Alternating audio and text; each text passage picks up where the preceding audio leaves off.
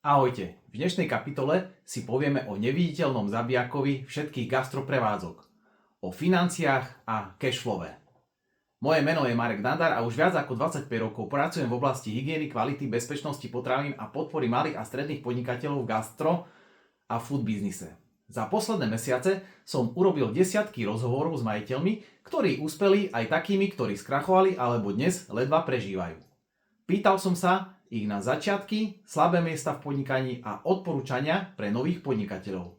Odpovede boli prekvapivo úprimné a často veľmi poučné. A dnes sa pozrieme na financie a cashflow. Cashflow je peňažný tok, to koľko peňazí reálne prichádza a odchádza každý deň. V gastre sú náklady vysoké a prichádzajú skôr ako tržby.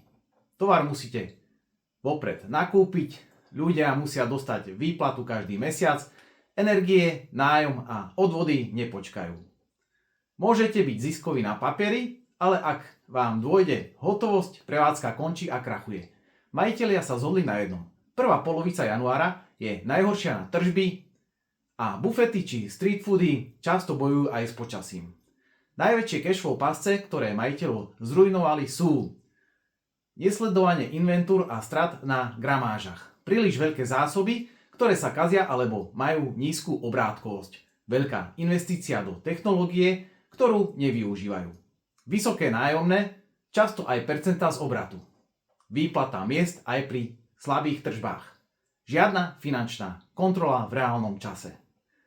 Drvivá väčšina povedala, že týždenné inventúry a denne kontrolovaný a sledovaný cashflow im doslova zachránilo podnikanie.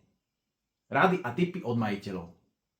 Získajte si pravidelných firemných odberateľov na porady, meetingy, catering. Organizujte eventy, tie výrazne zvyšujú tržby najmä v slabších mesiacoch. Vytvorte si rezervu na minimálne 4 až 5 mesiacov. Sledujte cashflow denne, nielen raz mesačne, prípadne týždenne. Robte pravidelnú inventúru a kontrolujte receptúry a gramáže. Poznajte svoj break-even point, teda koľko musíte denne zarobiť, aby ste boli na nule.